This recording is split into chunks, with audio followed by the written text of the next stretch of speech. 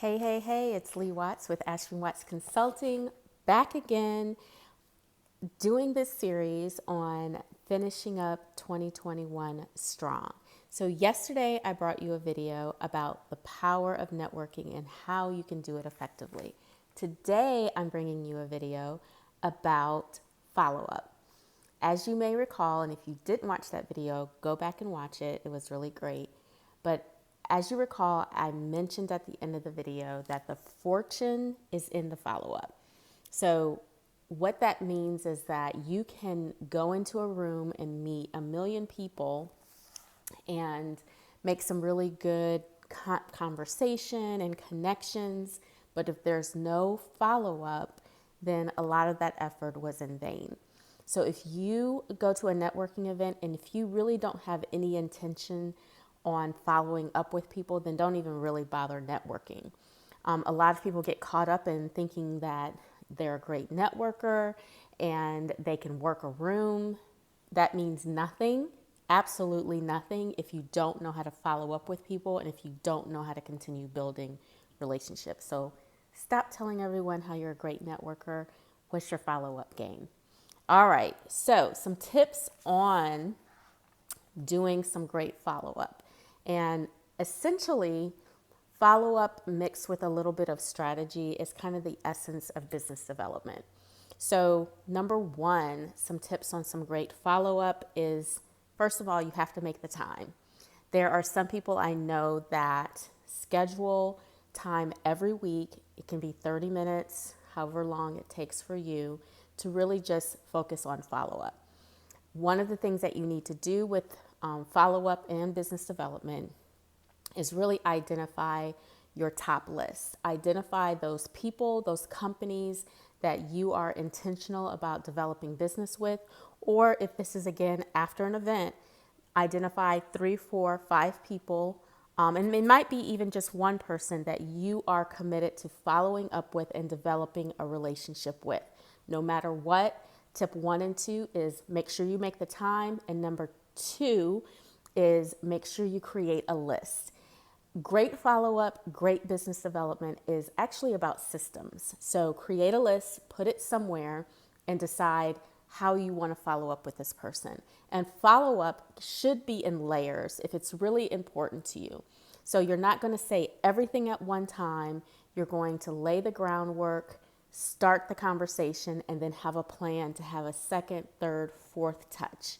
So it's all about developing relationships and it's all about creating layers. So 1, make sure you make the time. 2, create a list. Number 3, be interesting. Like if you were at that event and you met someone, you know you want to follow up with them, remember something that they said. Whether it's their child is going over to a school or their son is going to college in Florida, whatever the situation is, remember some part of that conversation that you can follow up and mention when you decide to reach out to them.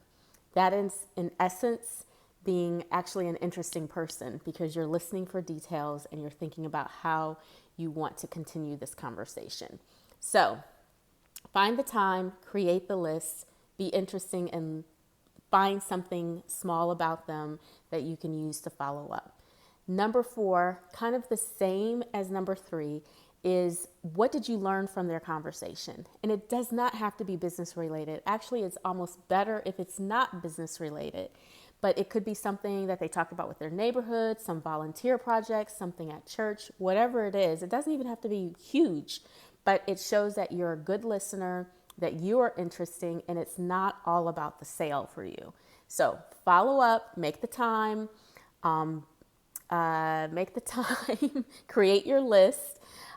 Remember something small about the conversation, something personal about them, and then 4, what did you learn about anything from their conversation? And then number 5, and I'll leave with this, is I think I might add one more, is have a call to action. So it doesn't have to be in the first email or first time you reach out to them, but if they respond back, think about where do you want this relationship to go? What happens next? Is there a way that you all can collaborate or do something together Do you want to meet for coffee and think about, how can we write an article together? How could we work on a project together? And you may not even want to go there that soon, but think about what is the call to action? What is the next thing that needs to happen in this relationship, and be ready to make that ask. The key is don't ask too soon. Really pick up on where they are with this relationship, where they are with wanting to continue the conversation. You really have to do something what I refer to a lot in just life, and specifically in working in corporate America and your workplace. You really have to learn how to mirror people, mirror energy. So if you are perceptive and self-aware of yourself and of other people, you will watch cues and little tips on how someone's energy is.